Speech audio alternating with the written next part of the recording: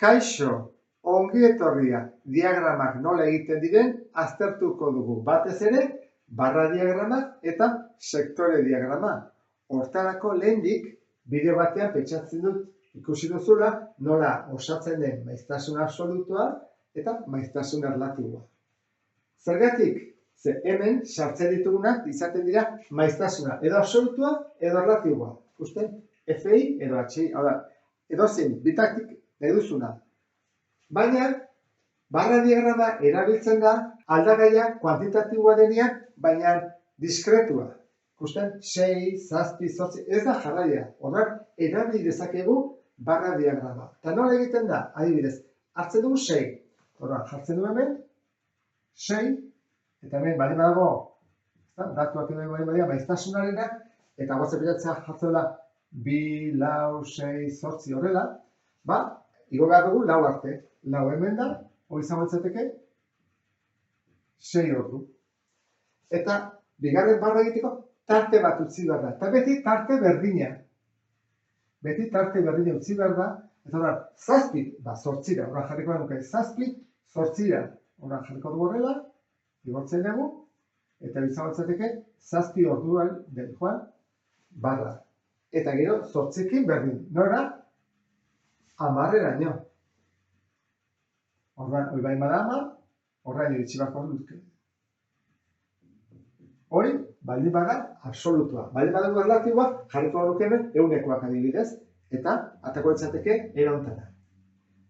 Histograma ez genuke erabiliko hemen, jarraia beharko delako. Ze jarraia denean, horrek, bai, barrak itxatxe egiten dira, elkartu egiten dira. Ez da guztien, tartenik jarraia delako. Bai hemen, nola diskretua diren, separatu egin behar ditugu. Eta zer gertatzen da sektore diagramarekin? Ba, beste zutabe bat gehiago behar dugula. Jakiteko, ze angeluarekin egiten dugun sektore bakoitza.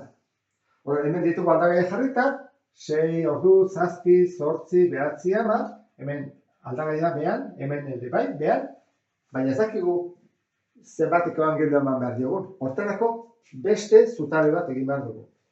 Eta hemen guztira, bira guztiak zen baditu, 360 gradu. Orduan, hartuko genuke, hemendik erdiko hau dela eresena, bat hemendik. Hemendik pasatzeko emonera, zer egin behar dugu bat izateko 360, bat bider 360? Orduan, atako litzaioke, 0,1 bider 360 egingo genuke. Dela, 36 gradu. Eta 0,2 bider 360, dela 72 gradu. Eta 0,25 360, dela 80 gradu. Hemen honen berdinak, eta bidorketak egitea da. Hemen 54, hemen 8 eta hemen 8. Eta dena batuko bageno, atea batzeu 360 gradu. Eta hori jakinik, horren bai erabilezak egula, badakilako bakutzaren gradu bat, ezta? 36 gradu, horra, zentu 36 gradu, eta, izango litzateke adibidez, 6 ordukoa, pintatzen dugu, kolore berdinarekin. 72 gradu, berde, eta jartzen dugu beste kolore batez. Eta joaten geha, sektore diagrama dena, marrazten. Horrela, izango genuke aukera. Erontara, edo ontara. Segun zertarako, hobeto gelditzen da horrela, edo horrela. Azalpenak lagungarriak izan zaizkizulakoan, beste bat arte. Agur?